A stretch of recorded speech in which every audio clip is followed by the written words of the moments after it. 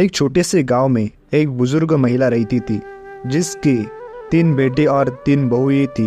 यह महिला बहुत दयालु और मेहनती थी, लेकिन उसकी बहुएं उससे बुरा व्यवहार करती थी। उसकी बातों की कोई कदर नहीं करती थी और हमेशा उसे ताने देती। तीनों बहुएं आलसी थी और सारा काम अपनी सास पर छोड़ देती। महिला ने कई बार सोचा कि शायद वही कुछ गलत कर रही है, इसलिए उसने अपने व्यवहार में सुधार लाने की कोशिश की, लेकिन उसकी बहुएं बदले में उसे और अधिक तंग करने लगी। एक दिन महिला ने अपने जीवन से तंग आकर भगवान से प्रार्थना की, हे भगवान, मेरी बहुएं मुझे इतना दुख क्यों देती है? क्या मेरा कर्म इतना बुरा है कि मुझे ऐसी सजा मिल रही है? उस रात महिला ने एक अजीब सपना देखा। सपने में एक संत उसके पास आए और बोले, बेटी, तुम्हारी बहुएं अपने अहंकार और आलस्य के कारण तुम्हारा साथ बुरा व्यवहार करती है। उनका यह व्यवहार सिर्फ उनके कर्मों का फल है, लेकिन अब समय आ गया है कि वे अपने कर्मों का असली फल देंगे। अगले दिन जब बहुएं सोकर उठी तो वे चौंक गई। वे इंसान नहीं बल्कि कुतिया बन चुकी थी।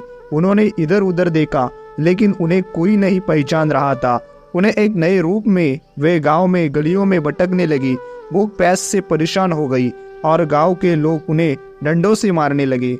वही दूसरी ओर सास ने उन्हें पहचान लिया। उनसे उनके लिए भोजन और पानी रखा, लेकिन कुतिया बने रहने के कारण वे यह भी नहीं खा पाई। अब उन्हें एहसास हुआ कि उन्होंने अपनी सास के साथ कितना गलत किया। उन्होंने अपनी गलतियों के लिए पश्चाताप किया, लेकिन कुछ नहीं कर सकती थी।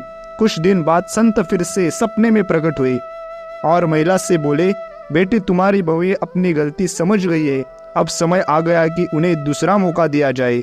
अगली सुबह तीनों बहू फिर से इंसान बन गई। वे दौड़कर अपने सास के पास आई, उसके पैर पकड़कर माफी मांगी और वादा किया कि वे हमेशा उसकी सेवा करेंगी और उसका सम्मान करेंगी।